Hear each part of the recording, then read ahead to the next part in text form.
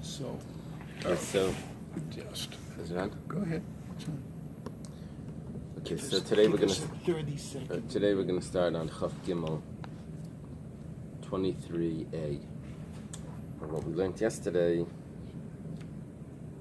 is talking about when something is impure, but you have the majority of this mixture is pure, so what's impure becomes nullified. And what we learned from Rabbi Yomi was that if you would then add more of the substance, of the impure substance into it, that would reawaken the impurity. And then you'd be in trouble because it's reawakened. Now, Bais said that would only work if you added more impure, not the substance of the impurity, more impure things into it, then it would reawaken. But just to add the same substance, pure, in this case it was water that was impure, to add more water, that wasn't going to do anything. If you would add more impure water, then that would. So what Rabbi Yomi taught us is that when you nullify something, you don't really get rid of it, it just lays dormant. And then you could reawaken it with adding something to it. And then it comes back out, and there you are with this forbidden or impure by contact and all of that. I recalled after our discussion yesterday, this is a machlekes. When something is bittul barov, are you changing its metzius or just changing it for the purposes of being allowed to? Very good. That has to be. Test. You remember from Kuf there was a discussion, I think even Machaber the Ramah, if when you have two pieces of meat, good morning, two pieces of meat, kosher, one non-kosher, can you eat them all together? Or you just eat one at a time? Now, every one you eat, you say, this must be the kosher one because there's majority. This must be the kosher one because the majority. And then the third. Or do we say that it's totally changed over? That's involved in this. Now, clearly, according to Rabbi Yomi, we don't say that you can eat all three together. That's because the Isser is there, or the Tumah is there. Esrei. The Gemara has a question on Rabbi Yomi. Efer kosher shenasarav be'efer mikla, or makla, mikla. If you have ashes from the paraduma. Now, one of the halachas of the paraduma were on Chaf Gimel Aleph. The ashes of the paraduma, they make pure the person that it's sprinkled on, but someone that touches it becomes impure. Right? If you touch those ashes, you become impure. It's like the Kohen with changing his begad. Right? He becomes impure. Doesn't he have to like the Kohen that's involved in this has to wash his clothes. So here we have a mixture. We have ashes from the stove, from the oven, and you have ashes from the paraduma that's mixed together. Holchan acharov. You go after the majority. L'tameh, to make the person that comes in contact with it impure. V'iruba efer miklahu, and if the majority is ashes from the oven, so lo metama, he's not tameh. Why? Because we say that he touched the oven ashes. V'iyamrit tumakamandi isadame, but if we say, like Rabbi Yomi says, that the tumah that becomes nullified, it's only nullified, but it's still there. It's just that when I want to guess which one he touched, I make an assumption, I assume that he touched the roiv, so fine. Granted that when he touches it, he only touches the majority, and he doesn't touch the ashes of the paraduma, but l'tami b'masa. But if you lift it up, and there's two types of tumah. Tumas maga is touching. Tumas masa is when you lift it up even without touching, like you lift it up in a shovel or something. So you can't say that you only lifted up the majority. You lifted up the whole thing. Now, if it's there dormant, so then in this instance you really lifted up everything. So you should be tummy. The Gemara gives a very simple answer. Itmar Allah was stated on this. Amar Rabbi Yosi bar Rabbi Chanina. Rabbi Yosi bar Rabbi Chanina says, Tar malatame b'maga, aval matame b'masa. You're correct. this whole din is only when it comes to touching. You're right. When do we say that you go after the majority? When someone is touching the ashes. But when someone's lifting it up, he's automatically tummy. It works. The Gemara now asks, V'amar Rav Chisda nevela betela b'shchuta. Here we go to your Naftali. A nevela is batal. Nevela means meat that wasn't shechted. Is batal in meat that was shechted. She'i efsher lenevela shetiyasa shchuta, because it's impossible for nevela to become shchuta. Both Rashi and the Shita Mekubetza say that this is totally not correct, the text here. You need to switch it around. You need to say, She'i efsher l'shchuta shetiyasa nevela. That shchuta can never become nevela. Now, what's happening here is that we're discussing... Why, nevela shetiyasa shchuta is possible? Yeah. Well, Rashi says, if you take a look at the first wide line of Rashi, Kegoyin ki misrchala, parcha tuma. When something rots, if you have nevela that rots, the tumah goes off it. But it becomes shchuta? Well, it becomes not forbidden. So therefore, something prohibited can lose its status and become permitted when it rots, like chametz, if it can't be eaten by a dog, So the same is with nevela, if it rots. So what we're saying here is that shchuta can never become nevela. Something that's kosher can never become forbidden. So, but whatever the case is, what we're seeing from Rav Chisda is that nevela is batal. Now nevela, besides being forbidden to eat, is also gives off a tumah when you touch it. I just want to point out that are you familiar with Rav Amiel, Moshe Avigdor Amiel? He was related to Stern from Stern College. You know, the Lindenbaum, Stern.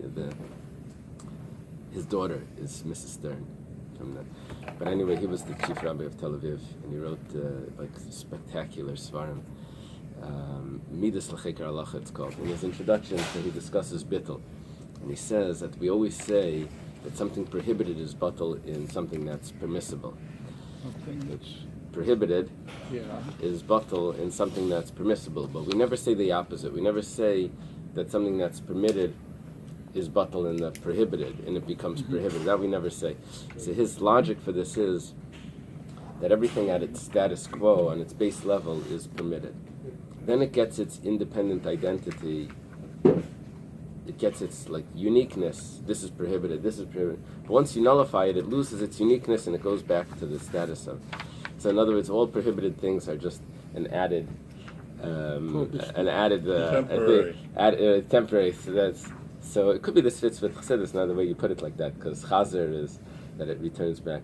Now, what this would mean here is what does the Gemara mean to say? She'ef shel shchuta shetiyasa nevela. Shchuta will never become nevela. What it means is that the nevela is an added status, and therefore you have something that's unique.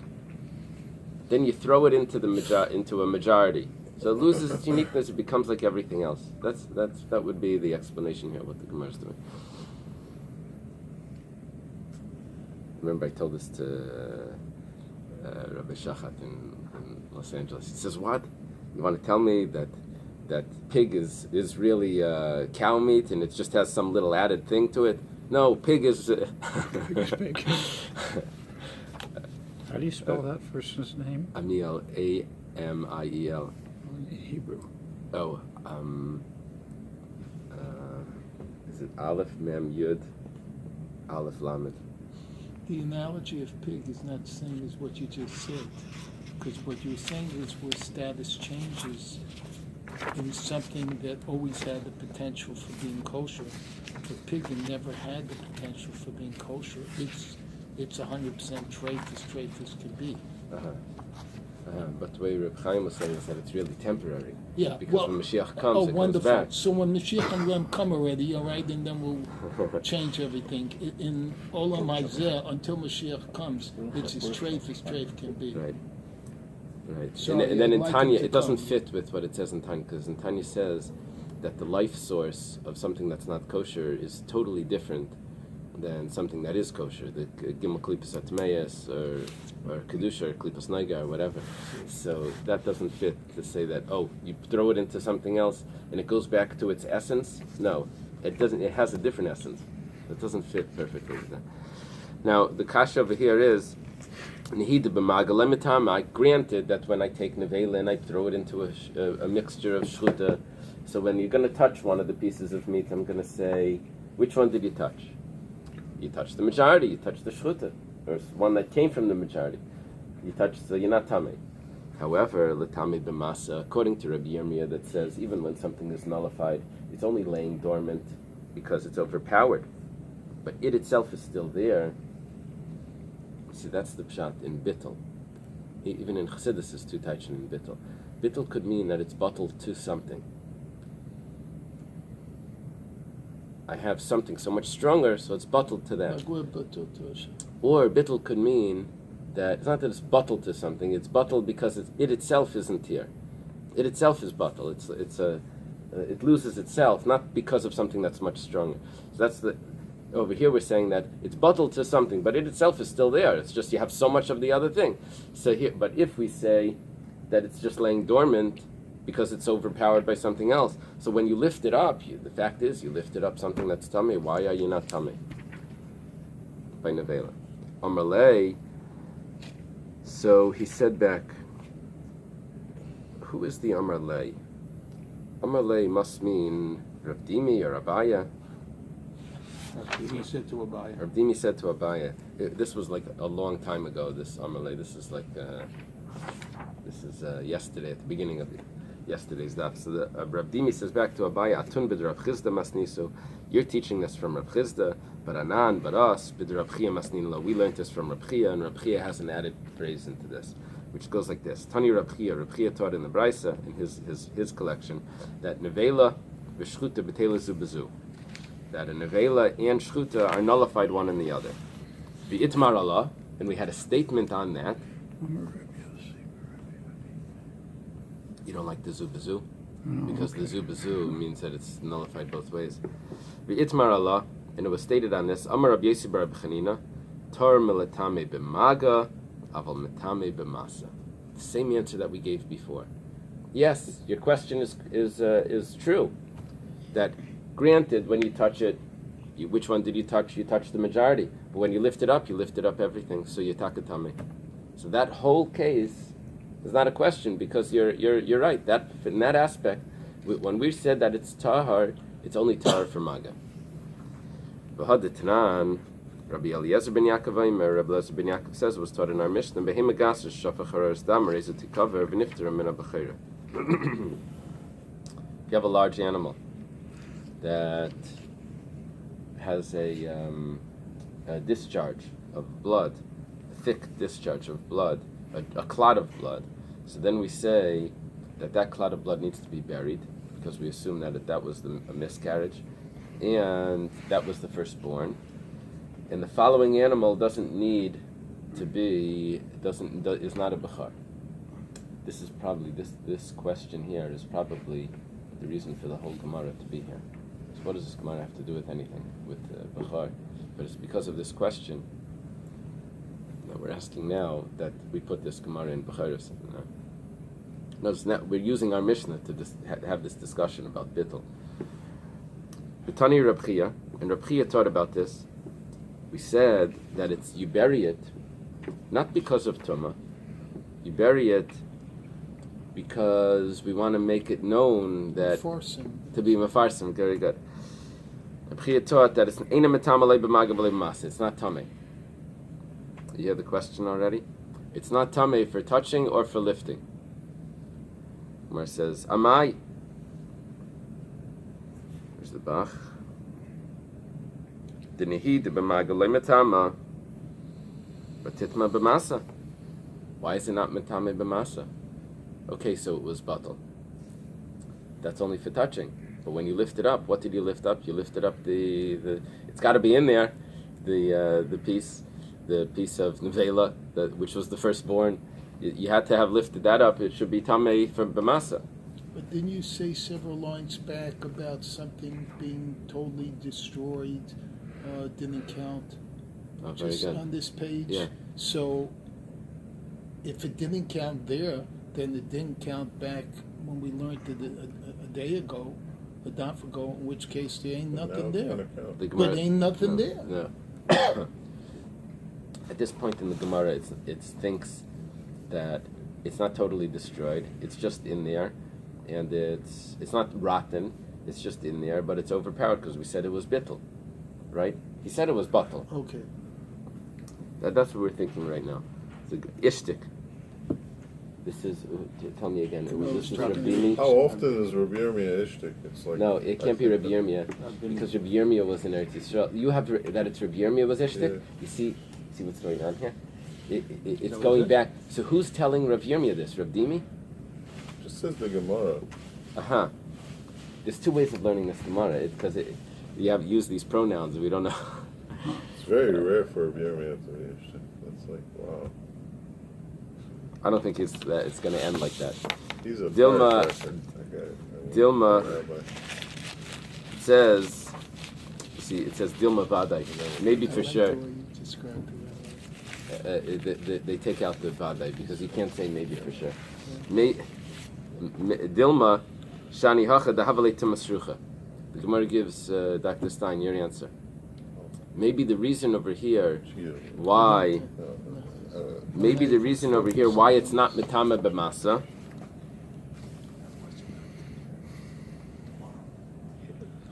Why is it not mitama b'masa? Because it rotted. What are we talking about? We're talking about this discharge that's coming out of the animal. That's nevela. It's nevela. It's a miscarriage. It's a nevela. If it's meat or something, the embryo. So. Why is it not mitama b'masa? It says that it's not mitama. Rabbi said it's not mitama. Why? Because it rotted. So the Gemara says like this. Hanich bar pada. We have a machlekes between bar pada and Rabbi Yochanan. Hanich bar pada damer tuma chamura ad leger v'tuma kala ad lekelev halechasi leger. We have two stages of being rotten. We have one stage of being rotten that no one would eat it. We have another stage of being rotten is that even a dog wouldn't eat it. So Bar Pada says that when it comes to Tumah Chamura, we'll explain like Rashi right now, it comes to Tumah Chamura, that Masa is called Tumah Chamura. That lifting it up, it needs to be edible for it to have a status of Tumas Masa. Maga, it just needs to be that a dog would still eat it. So if we go according to Bar Pada that says this, then everything makes sense. Why? Because we said that it's not mitame b'maga or b'masa. Why is it not mitame b'masa? Because no one would eat this. No human would eat this. Why is it not mitame b'maga? Because it's batal in the blood. Why is it not batal for masa? Because we're saying that bittul means that it lays dormant, and when you touch something, you probably touch the majority. But with masa, that you lifted up the whole thing. In a bag, you lifted up, or in a shovel, you lifted the whole thing. So for that, we're going to need to say not the din of bittul. That's because it's in there. You can't say bittul; it's there. But we're going to need to say that there's no tumas masa because it's not edible. Sounds like chametz nuksha. Yeah, exactly like that. Ella the Rabbi Yochanan, but if we go according to Rabbi Yochanan the Yamar, he says achazu v'achazu ad lekelev, that both of them are still mitame until it's unfit for a dog. Achazi lekelev, this blood that comes out together with it, a dog would eat it. So according to him, according to Rabbi Yochanan, why do we say that it's not mitame b'masa? According to Rabbi Yirmiyah, according to Rabbi Yochanan, according to Rabbi Yirmiyah, that something that's bottled just lays dormant, but it's still there. So why is it not mitame b'masa? The Gemara says kasha. Quick question. Yeah. Is there another example of something which was tame becoming not tahor due just the passage of time and natural occurrences? Yeah. What Yeah, are I think those? when it rots. That's what I'm saying, beside for food rotting.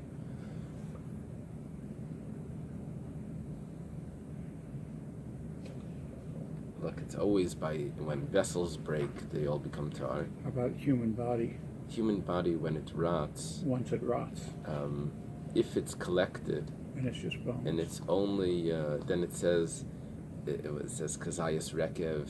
If it's pure, like in a marble box, so then it would be tamei. But when it mixes, it's still tamei.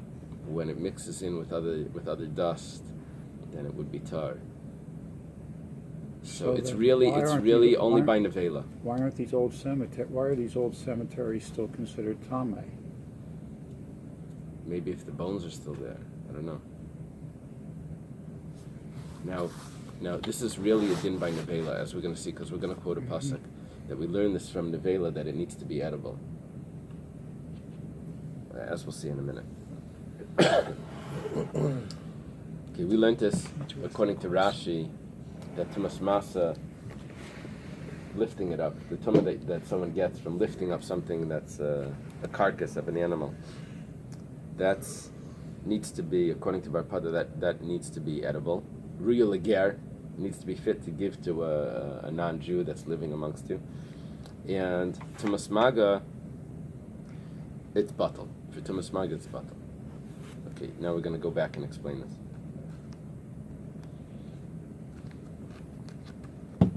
Gufa, we learned before, Gufa is the term that we used when we quote Amiraim, and we want to re-examine what they said.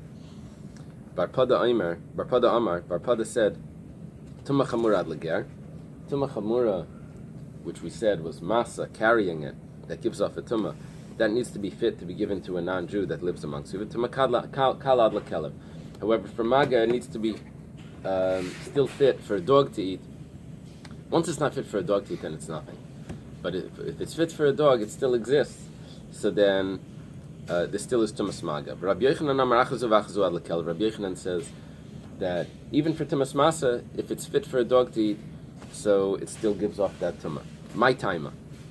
My time with the bar pada. What's the reason for bar pada? The ksiv says in the pasuk, leisaychlo kol nevela lager. Pasuk continues, lager sheba sherecha titnena v'achala. Don't eat nevela. To the ger that lives amongst you, you should give it and he will eat it. Very clear that what is considered nevela, something that's fit that you can give to the stranger, the ger that lives amongst you. We're talking about a ger taishav, someone that accepts the Sheva mitzvahs, but he doesn't keep kosher. He lives in the land of Israel. So to him you can give an animal that wasn't slaughtered. Haru'uya leger kar nevela. If it's fit to give to him for his consumption, then it's considered nevela and it will be tamei. Shein haru'uya leger. Alive or already killed? If it's alive but it's sick, like a treifa or something, then it would have the same stat. Then it would depend if it's slaughtered. That's the difference, treifa and nevela. But this meat that's not kosher, you give to the non-Jew. Shein haru'uya leger. But if it's not fit for consumption because it's already rotten, ein akriya nevela, then it's not called nevela, and that's the reason for bar pada. A little bit of an issue here, because nevela has two tumas. It has tumas maga and tumas masa. What we were explaining so far, this halacha was only regarding tumas masa, only carrying, because regarding tumas maga, bar pada had to come on to the bittul. Okay, it's not perfect here. Taisus asks this, but v'idach, what does Rabbi Yochanan say? L'ma'utei heicha desricha mikara. He says, yes, you have a point. L'seichlu kol nevela. But what type of nevela would not be considered nevela? That's only not if it was nevela originally, and then it became rotten and no one would eat it. No. We're talking about hisricha mikara, which means that if there was an animal that broke all its bones and it started to become rotten while it was still alive, even though a dog would eat it, but because it was never an nevela edible, it never got the status of nevela. You see, to get rid of the status of nevela, it needs to be totally rotten. But over here, the status of nevela never came on it before it started to rot. And it was still edible for a dog, but no human would eat it. So Rabbi Yochanan agrees that there is a case it's not considered nevela because it's not so edible for humans. V'idach. What Well, about? they're eating the good part, I assume. The dog, the good part of the animal, not the gangrenous part.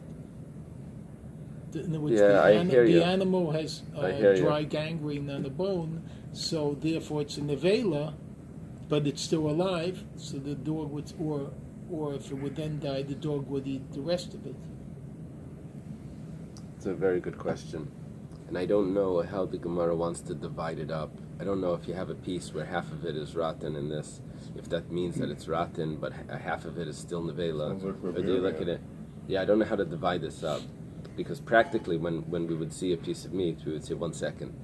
This part is Eina Ruya Lekelev. This part is Ruya Lekelev. Oh, the whole thing is Eina Ruya Leger. Once you look at it, it's Eina Ruya Leger. No human would eat any part of it. But it still is Ruya Lekelev. So that's our case. That's our case. And no human would eat it, even though the gangrene isn't in the whole thing. But the human wouldn't eat it, even if there's... I don't know. Depends how hungry they were. So, we do have a use of the pasuk for Rabbi Yochanan. V'ida chesrichem ikar leitzarech kra lemute after Baal Mahu. You don't need to tell me a special pasuk for Srichem Ikara. Srichem Ikara, that's just dirt. Okay. So Bar Pada doesn't need a special pasuk for that. Rabbi Yochanan uses this pasuk to tell me Srichem Ikara. What does Bar Pada use the pasuk for? To tell me that if it begins to spoil, so then it doesn't have tumas masa. Tanan, it was taught in the Mishnah. Rabbi Lezer ben Yaakov Aimer, a very familiar Mishnah. Rabbi Lezer ben Yaakov says, "Behema gasa sheshafa charoros dam," a large animal that gave a discharge of a clot of blood. Harezuti cover, v'nifteres mina b'chayra. You bury it, the clot of blood, and the following animal is not a b'char. V'tani Reb Chia, and Reb Chia taught, "Eina metama loy b'maga v'loy b'masa." It's not tamei for touching or for masa or for carrying. V'amar Rabbi Yochanan, "Shum bittul b'roiv nagaba." Rabbi Yochanan says it's because of bittul b'roiv. That it's batal. Bittul b'roiv. That means, why is it not tamei? What is Bittul Barov here? Because there's all this blood, and when you touch it, we were assuming that you were touching the blood and not the majority was the blood and not the clot. We're talking about the person who buries this discharge. Right. Okay. Or anyone else that touches it or carries it. So we already had a question on this to Rabbi Yochanan. If we hold like Rabbi Yirmiyah, if you hold like Rabbi Yirmiyah that the tumah is still in there, so why isn't it metame b'masa when you carry it? Granted, bittul b'roiv helps for maga. That was a question already. But the Gemara now asks, "My area mishum bittul b'roiv." Why do I need bittul b'roiv? Typically, the leis chazi klal. Why don't we just say that when it was born, Rabbi Yochanan agreed that his sricha mi'ikara, that if when it was born it was already not edible for human consumption, so that's considered ein aruya leger. So here, right when this was discharged, right when this came out, this was its status. It was ein aruya leger. Why do I need Rabbi Yochanan to add on that the reason why it's tar is because of bittul b'roiv? I don't need bittul b'roiv. It was sricha mi'ikara. It was originally not edible, and Rabbi Yochanan agreed that that's what the pasuk is being used for. The Gemara answers, "Hanami eschazi mi'ikara gavemei." Here the issue is that while it was in its mother, it was edible. As part of its mother, it was edible, so it was considered. We're giving it a double status here. We're saying that it's considered nevela. However, it's considered edible while it's part of its mother. So it's a very funny status here. We're not saying that it was born already, but nevertheless, we're going to say that the tumah was on it even before, and Rabbi Yochanan wouldn't consider it that it was his sricha mi'ikara.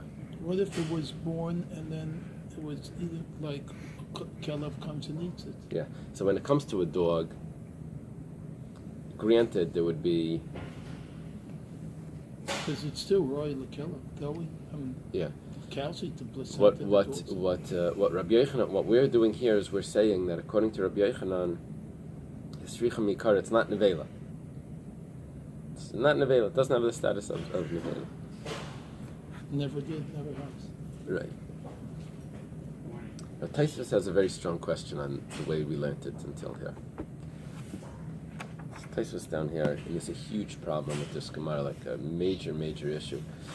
The issue goes like this. The Gemara just asked the question, why do I need bittul baroiv? Hisricha, it wasn't edible before we started. We said no, it was edible because while it was inside its mother was edible, so we're gonna consider it edible. The way we learned this Gemara is we divided up Tumah Chamura and Tumah Kala. Tumah Chamura we called Tumas Masa, Tumah Kala we called Tumas Maga. We learned that for Tumas Masa, how are we going to avoid Tumas Masa? We said, well, it's Hisricha, it's spoiled. How are we going to avoid Tumas Maga? Bittul Barayv. Because it's batal. What did you touch? You touched the majority, not the minority. But Tumas Masa, we had to come on to Hisricha, and that's how we explained Bar Pada. So now the Gemara has a question. Why do you need Bittul Baroi if it's Hisricha Mikara? The Tumas Hisricha doesn't take away Tumas Maga. For Tumas Maga, I needed Bittul Baroi. The whole issue of Hisricha only took away when you carry it. When you carry it, there's no Tumah here. But Tumas Maga, there was. That's how we were learning before. That Tumah Chamura we take away. But everyone would agree that when it comes to touching, I need Bittul Baroiv to take it away. So how could the Gemara ask, why do you need Bittul Baroiv, Hisricha? I need Bittul Baroiv for Maga. Well, the whole Gemara doesn't fit. So therefore, Taisvis learns that both Tumah Chamura, Tumas Maga and Tumas Masa is both Tumah Chamura. What's Tumas Kala? That's Tumas Eichlin, which we're not talking about. Tumas Eichlin means that if a sheretz comes, dies, and it touches this, it's considered food. This is considered food. That's not the Tumah that we're talking about. Yeah, I was just thinking, the fact that up until now we've said it's more by picking it up as opposed to touching.